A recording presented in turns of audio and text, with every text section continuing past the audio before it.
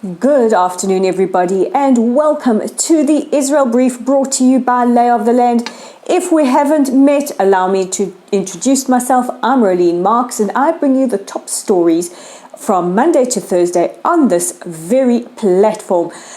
Just a little bit of a technical announcement. We do have some construction happening around us. So if you hear drilling, it's not your imagination. It's something that's happening on this side. And just a reminder, if you are able to view us on Facebook, we are really grateful for that because there are so many restrictions in place. So if you are viewing us on Facebook, please will you help us out by sharing this video. And also remember, we are on YouTube. You'll find us at the Israel Brief, and all you have to do is click on the red subscribe button. So let's get into those top stories because that's what you're here for.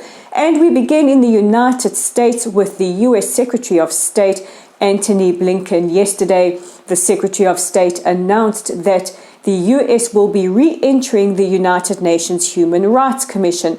Now, the Trump administration pulled out of the commission, citing amongst many things its flagrant bias against Israel. However, Secretary of State Blinken has said that he feels in order to reform the UN agency, those kind of changes would have to take place by working inside the body and trying to change it that way. He also said that the UNHRC does need to be called out continuously for its disproportionate focus on the state of Israel.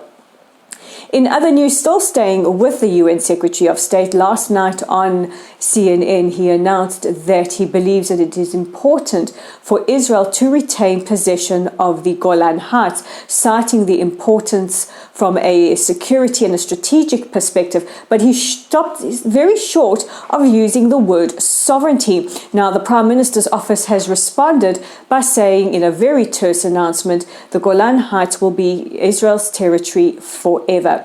And rounding off a hat trick with the Secretary of State, it has been confirmed that he spoke to his Israeli counterpart, the Israeli Foreign Minister Gabi Ashkenazi, and reiterated the US's support for Israel, who is undergoing investigations shortly by the International Criminal Court. The Secretary of State has reiterated that he believes that the ICC have no jurisdiction over Israel, and the Foreign Minister thanked him for his support. It's also a reminder that this kind of action taken by the ICC might not necessarily stop at Israel and could put the United States also in a precarious position. Turning now to bilateral agreements, and last night Israel and Greece signed a bilateral agreement agreeing to open a safe travel corridor between the two countries. This will enable the travel industries in both countries to start opening up to visitors from either Greece or Israel that have been vaccinated.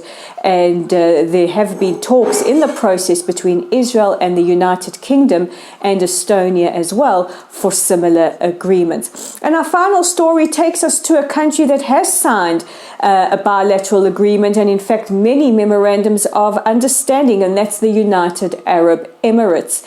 And the UAE have announced, according to their Minister of International Cooperation, that they will not be funding UNRWA anymore. That is the United Nations Relief Works Agency. This is the UN body that is responsible for Palestinian refugees. Now, the reason given is that they want to re-look at the way that they distribute aid. And what is interesting about this is that this decision came about in 2019, before the signing of the Abraham Accords with Israel.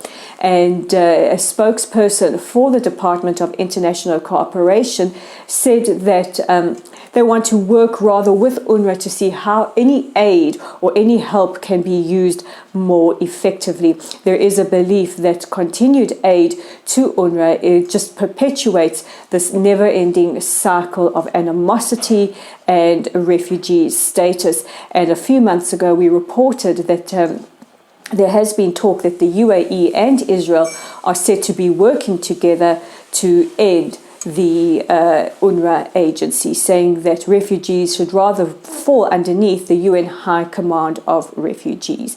And in a very shock announcement today, the Iranian Intelligence Minister said that his country is considering nuclear weapons. Now, I know many of you, including myself, would roll our eyes and say, tell us something we don't know. We have recovered the intelligence data. There was that infamous operation carried out by the Mossad into Iranian territory where we bought out the files that proved what their intentions were. And they say this is because the West have pushed them into a corner. Well, there you have it, a very rare announcement by the Intelligence Minister, but one that we have all been keeping an eye on. And those are your top stories for today. Don't forget to check out our original content online at www.layoftheland.online. We're also on Facebook and we really need your help there. So many organizations, NGOs, including ourselves, are being restricted by the new laws. If you are on Facebook, please give our page a like or a follow and share our content. It really helps us. And if there are any other organizations you see might be struggling because of these different restrictions and censorship, please give them a help as well. We're on Twitter where you can interact with us at Lay of the Land 5. That's at Lay of the Land 5. And then there is that YouTube channel we told you about where you can find us at the Israel Brief. So with the Tuesday edition of the Israel Brief, I'm Rolene Marks, and we'll meet again this time tomorrow.